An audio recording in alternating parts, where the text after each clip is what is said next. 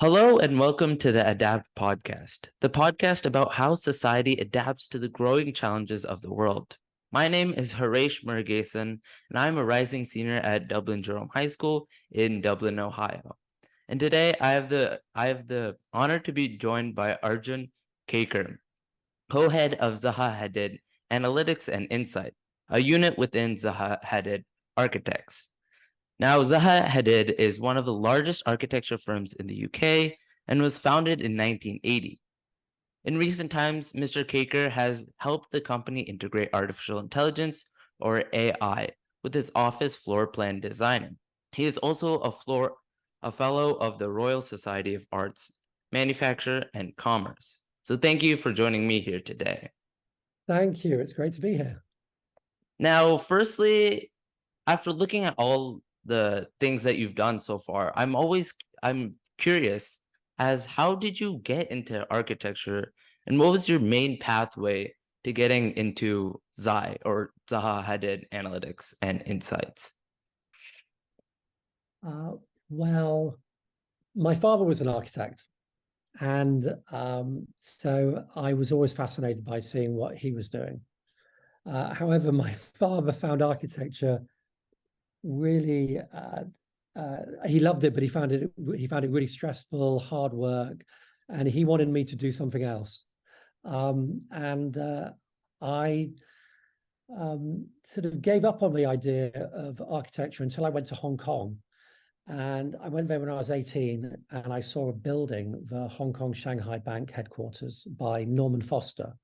And I just totally fell in love with architecture, and I just knew I had to be an architect. And then I had to go back and tell my dad that I wanted to do the one thing that he did not want me to do. And so that was the beginning. I then went to architecture school. I came out. I was really fascinated by how design affects people's behavior and how architecture can help people to be happier, be healthier. And I saw in so many office buildings that these were really unhappy, unhealthy environments. So that drew me to the idea of, can we design office buildings better, differently? And that has become a sort of lifelong pursuit, really. So that's the architecture. How did I get into Zaha Hadid Architects?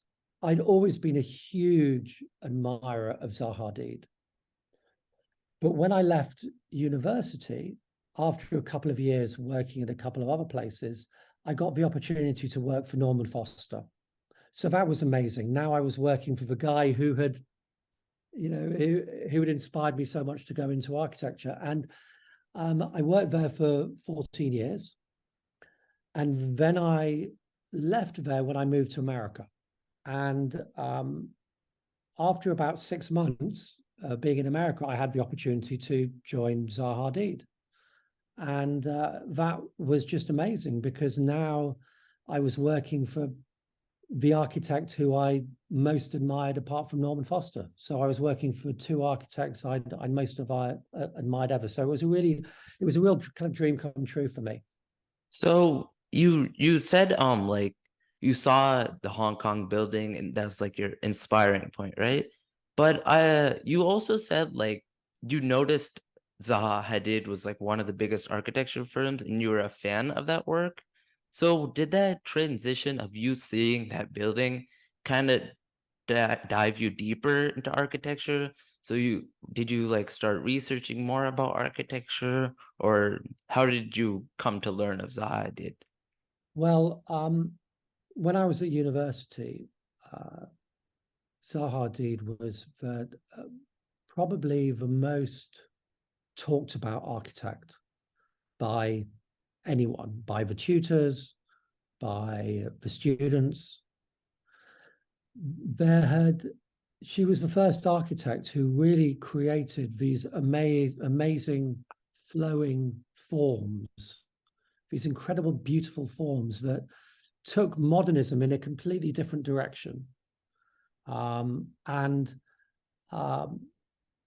the thing about those buildings at the time when I was a student was these were mainly theoretical buildings. They weren't buildings that were built. They were buildings that she had designed and drawn, but they hadn't been commissioned and built. And it was only after I left university that her practice started to grow more and more and started to actually build these buildings. And people thought those buildings were unbuildable. And so she had to really fight to convince people that these buildings could be built and they were actually better buildings than the alternative. And she really brought a kind of joy into architecture, which I think was lacking before. I think her buildings, I just found them so joyful. And imagine that in the context of an office building. People don't think of offices as being particularly joyful environments. And so that was an area where I was particularly fascinated by what she was doing. There was one building that they did way before I joined, in about around year 2000, which was the central building for BMW. And what they did there was they designed the factory and the office building part of it, so they completely interlinked. And you had cars on the production line driving above people working at their desks. So when you were working on a desk, you could see a car go around the production line in front of you. So you were always reminded of what you were doing there. You were always reminded whether you were working in the accounting department or the facilities department. This is why I'm here. I'm here to help create these beautiful machines. I'm part of this culture, this organization. And I found that amazing. Yeah. That sounds, I think, as a fan of cars myself, the idea of seeing cars being made above you already sounds amazing. But I also noticed that it seems like Zaha Hadid herself was also an innovator. Like you said, you mentioned like many of her designs weren't actually like made when she first started out. It was that like later on when like more innovations in buildings started coming about, like many of her buildings started to get designed. And I think that's very interesting because it's almost like innovation in another decade allowed for you to continue on innovating using AI, which also brings me, 100%. yeah. And it brings me to my next question. What actually first brought you the idea of optimizing architecture and artificial intelligence? Okay, so yeah, that goes back to what you were just saying, actually, which is that so at the beginning of Zaha Hadid Architects, as I was saying, that people thought these buildings were unbuildable, and one of the reasons was because they were very complex. They had very complex forms to them. It's much easier to construct, or at least to draw. It's much easier to draw a straight wall than a double curved wall, a wall that curves in many different directions, a floor that becomes a wall and then becomes a ceiling and then curves and bends and changes. And that's what she was showing. And she had to find the smartest people to be able to program computers to be able to draw these shapes. And this was back in the early 90s. And whereas everyone else was working on very, very rudimentary computer-aided design programs, she was investing in the most sophisticated ones. And she was investing in the people who could design with those very sophisticated systems for the time. And so Zaha Hadid has always been very computationally advanced. That a lot of the architects don't just draw, they script and they code to be able to create those drawings effectively, and then to be able to turn those drawings into construction drawings. So fast forward a few years, and when I first joined Zaha Hadid, I walked into the office and I didn't really totally realize that. I expected people to be drawing I expected to see drawings on people's screens, but I saw a lot of screens with coding and scripting on it. And that made me think, can this technology people are using to help shape the buildings, can that be used to understand people's needs better, to understand the needs of people in the building, to analyze the needs? Can it help us to analyze how well the buildings are performing, how well they're suiting people's needs? And so I started this team with my colleague Uli Blum, the analytics and insights team, and we started developing algorithms to better understand people's needs in the workplace, to better be able to analyze how well buildings perform. And over time, those algorithms started to be enhanced by AI, and AI has been used more and more. So that's how this became a kind of AI thing for our team. Meanwhile, in the rest of the practice, there are many other teams who are using algorithms in many different ways and developing AI as well. So really, we've been thinking about AI for, a long time now. And I know it's just suddenly advanced very, very quickly and become a very, very hot topic. But we were really kind of doing this, quite a long time ago. And that's due to Zaha Hadid herself and to Patrick Schumacher, who was her partner and who is now the principal of a practice. Yeah, that sounds interesting because I noticed it's almost like the innovation has been continuously growing. Like you went in and it started with coding and framing up. But also by Mr. Blum, he also stated in a New York Times article, because I noticed you stated that you really wanted to cater to people's needs and not just make like a more efficient floor plan and just make like the floor plan that used the least resources. But it also sounds like AI is also efficient for you as well when you're trying to cater to the people's needs.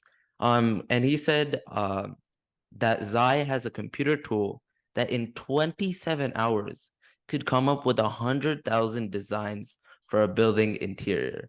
How does that number come about? Yeah. So okay. So what he's referring to there is that when we design, say, an office building, we often the first thing we do is we work out the kind of rough shape we think might work for it on that site, and where what we call the core should go. That's the block that has all the toilets and the restrooms, the elevators, the fire escapes, everything. And that's often in the middle of the building.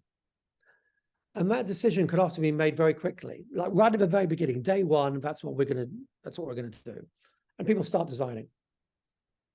But sometimes it's better if that core isn't quite in the center, or if it's split into 4 little bits or 8 little bits, or if it's moved to the side. And sometimes it's better if that shape is just a little bit different. What about if that shape has more of a curve on it? What about if it's more round? What about if it's more square, the shape? And what that particular design tool does is it comes up with that basic diagram. It's a very simple diagram, but it will do that in hundreds of thousands of different ways, very slight changes, and then be able to come back and say which of those would work best on this site. And so it gives us the ability to try out, to kind of think up. It might come back with maybe 100,000 options a minute. It will zoom into maybe the 20 extremes and also the 20 most effective ones. And then we as designers can look at those and go, okay, let's move forward with these 2 or 3. So it's not actually designing the building for us. It's just giving us a lot more things to think about. It means that we go beyond our initial preconceptions, rather than, because often an architect will come up with 3 or 4 designs. And when you look at it, you think, why those 3 or 4? There's 100,000 different ways an architect could do the initial design of a building. Why those 3 or 4? And so it's good to be able to look at those 100,000 different ways, because there might be a few of them we might never have thought of. But, oh, actually, we could try it this way. We could try it that way. So that's really where that comes from. It doesn't. I think, but where there's a worry is, are we going to use artificial intelligence just to do things quicker? What we want to do is use artificial intelligence to do things better, be able to look at more options, be able to analyze things better so that we can design better, rather than just, hey, it can come up with all these options really quickly so we can come to a solution more quickly. I think the idea is not to come to a solution more quickly, it's to come to a better solution. So it sounds like the AI isn't actually, although it is efficient at making those many designs, you're actually looking into the quality of all these designs instead of the efficiency. Yeah, it's really, and I think that's actually one of the worries about AI in design, is that the way we're pushing it, the way we're moving with it, is that we want AI to help us design better and better and better buildings. But I think if AI is relied on totally, it can end up helping designers design worse and worse buildings. Say, for instance, you give AI the parameters of, I want this to be as cheap as possible, as quick to build as possible, and with minimal, with just scraping through all the codes and regulations. That AI will design you a very bad building. And no architect should, and no designer, and no developer, no client should be doing that. That really, because in the end, they're going to be shooting themselves in the foot. Because if you have a bad building, a bad product, it's going to fall apart. People aren't going to want to live there. They're not going to want to rent it. They're not going to want to buy it.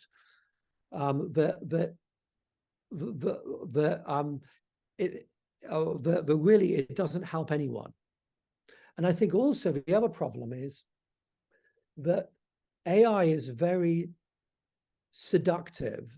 We've all seen with the chatbots how they can come out with great answers, but they might not be true sometimes.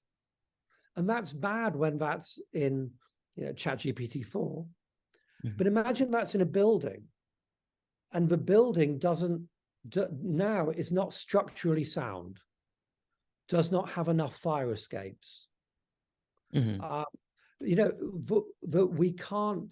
That we have to be sure that if we're using AI, we know what it's designing, and we know that it is designing effectively and well, but we're not using AI to cut corners. That's very interesting, actually, because lots of companies these days, or even lots of people themselves, they think, oh, if a company is using AI, they're just using it to efficiently put out their tasks, and they're trying to replace their workers. Businesses are trying to cut down on spending, and they're just trying to make it the most optimized. But it sounds like you guys are using AI to kind of go along with your company's slogan. You want to cater to people's needs while also finding the tiny imbalances, as you said before, that affect human emotion and architecture. I mean, we can, we can create a beautiful building that works really, really well. But if we just seen a couple of little things differently, it could be even better. And AI, I think, can help us do that. I think another thing that AI can help us do as well is it can say that you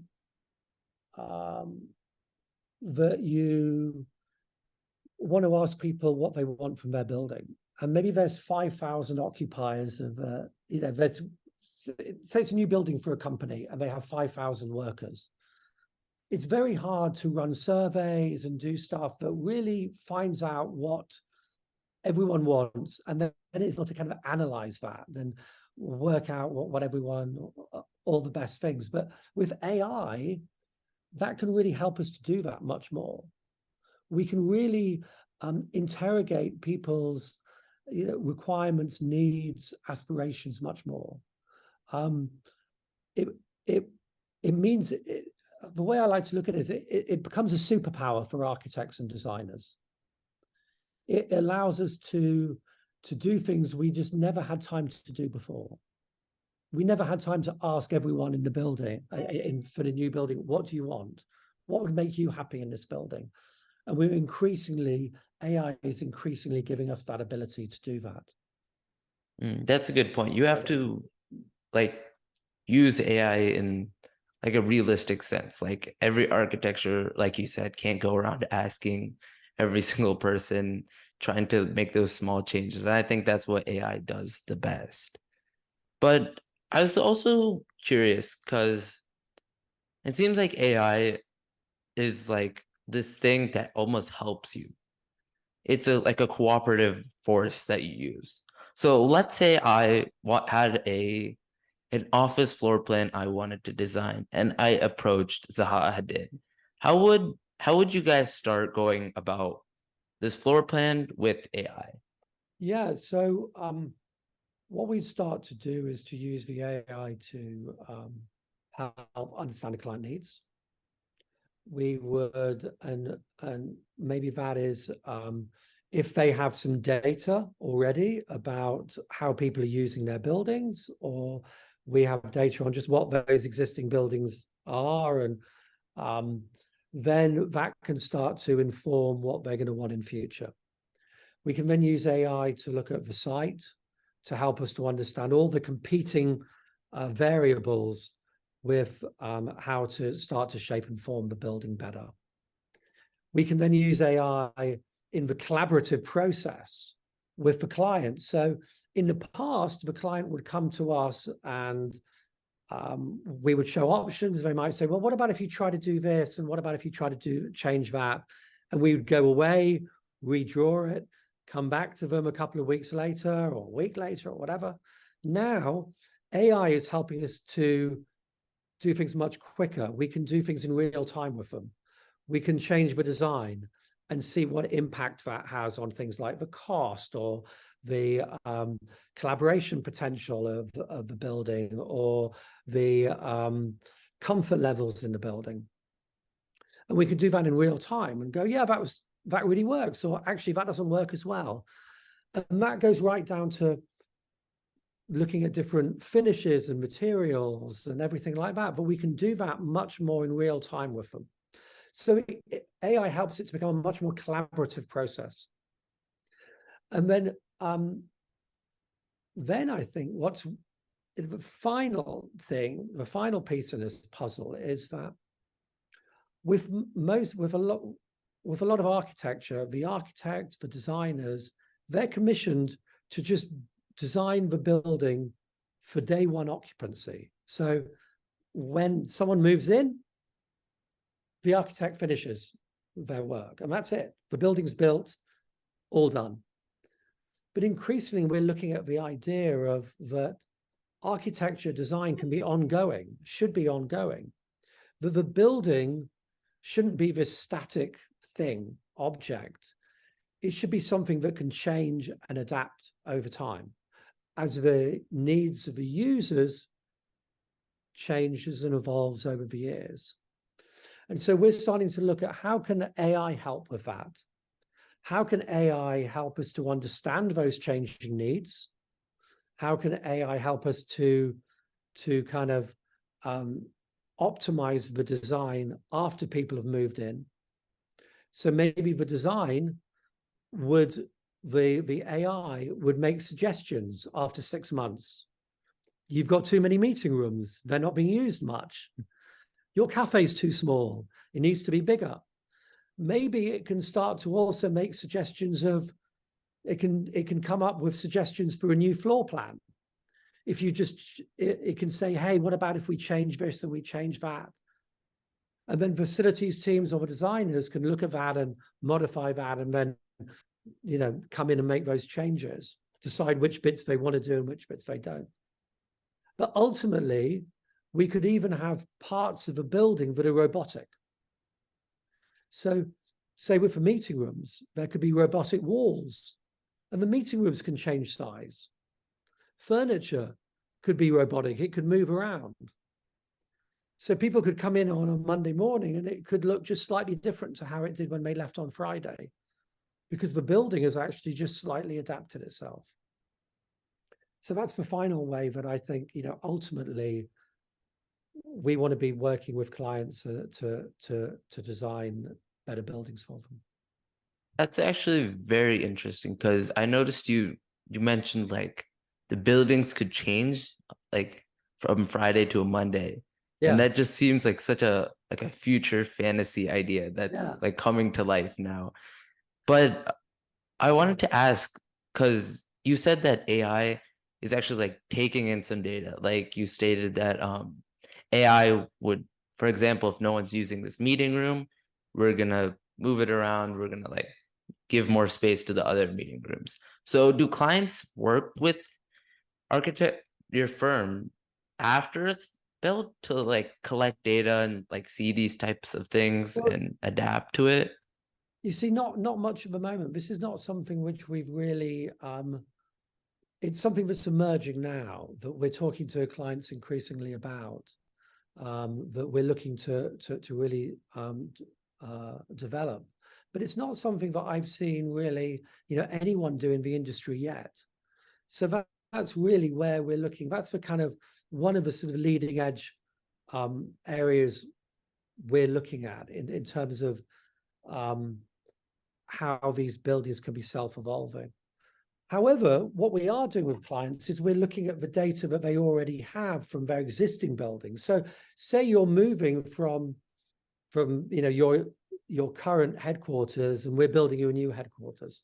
Often those clients will have sensors already installed in their building that are looking at, what are the occupancy levels.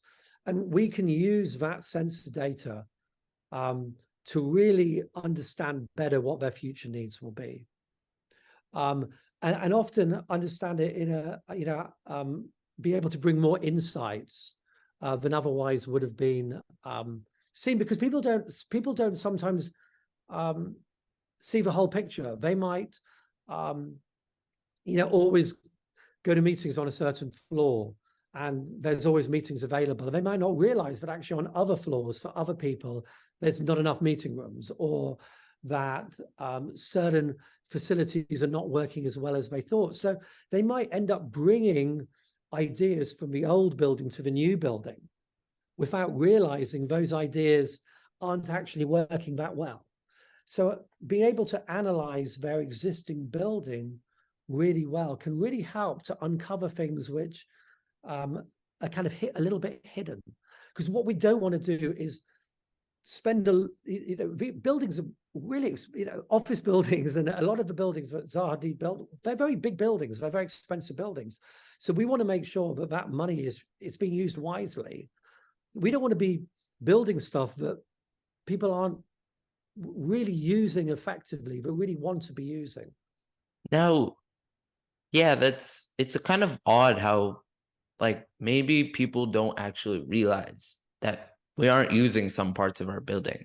Like you said, like, oh, maybe this meeting room isn't being used as much. It's kind of odd that AI is able to understand that by, looking at your old buildings and stuff, but people themselves going day to day aren't able to realize that. Yes. So one example of that from a client a few years back was that they said there are never any meeting rooms available when I need them. We got way too few meeting rooms. And then when I looked at the data, the meeting rooms were empty 50% of the time. Totally empty. I mean, there were some times that they were like, you know, you had a choice of 12 different meeting rooms because every single one was empty. And what we found was they were right, and they were also slightly wrong. They were right because this company worked with different time zones. And because they worked with different time zones, there were only certain times in the day where the people from their office could talk to a lot of other people from different offices. And that was between 8 in the morning and 11 in the morning. And then between 4 in the afternoon and 6 in the afternoon. And so those meeting rooms were completely packed all that time. But if you wanted a meeting in the middle of a day, they were always empty, but no one knew that. So actually what they needed, it wasn't more meeting rooms. It was more places to be able to do video conferencing, sometimes in the open, sometimes not. They needed more multi-purpose rooms that could be used differently at different times of the day, so they weren't all lying empty. There was actually a bigger thing going on. And so we were able to create much more interesting design solutions for them. Often a lot of this is great for architects because the more you find out about people and their needs, the more interesting the design becomes. That's actually amazing how, like, again, going back to your, like, the central theme of Zaha Hadid, you're making it more easy for people. You're finding out what they want and just refining what you already have to just work for them. Just so, you know, like there's 12 a.m. slots, like people realize those 12 a.m. slots are open. It makes it more available to them. But, oh, sorry, go ahead. No, please. So as we're coming to an end, this has really like been mind-opening or eye-opening on really how AI is not only efficient, but it's used for creative tasks, and it's changing things and could change many more things in the future. But many people often state that AI is the last frontier. Artificial intelligence is what may be many of human beings' last innovations. Because it's almost at a point that artificial intelligence is another way to access the human mind in a way. You're getting a lot of the same computations and it learns the same way as human beings do. So what do you think is the next frontier, whether it be through architecture or just through the general modern world? What is that next step? Or is AI truly the last frontier? Well, I think the last frontier is making sure that we have a planet that is livable on. I think that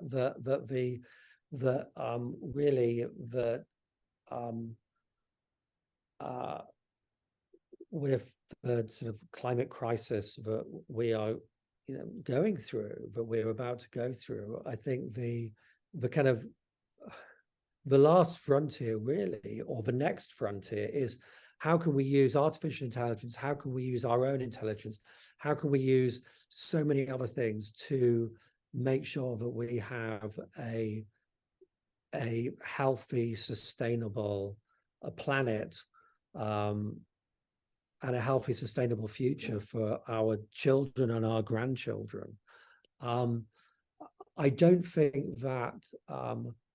I think AI is really just another tool, and I think there will be. It's an amazing tool, but I think there will be things after AI as well. I think that we really don't know what the next 20, 30 years is going to hold. I don't think it's the last. it's the final frontier at all. Yeah, it I'm sounds. hoping there never will be a final frontier.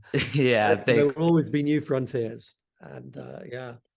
But it's just we're at the beginning of Yeah. AI. So it's the age of AI that's coming and starting now with Chat GPT and all this AI. But I think we do have to be very mindful about how we're using it and how we're developing it. Just the example I gave of the building, that's just from an architect's point of view, making sure that we're not allowing AI to build us buildings which are unsafe. And I think that is almost that's an analogy for a much broader, for the much broader consequences of AI. I think we have to be very mindful of how it's used in every arena, in every profession, and what the benefits of it are, but also what the limitations or risks are of it as well. And that is a great answer to end it off. And thank you so much for coming to the first episode of the Adapt podcast. Oh, this I is your think first episode. Well, thank you. I Yep. feel very honored.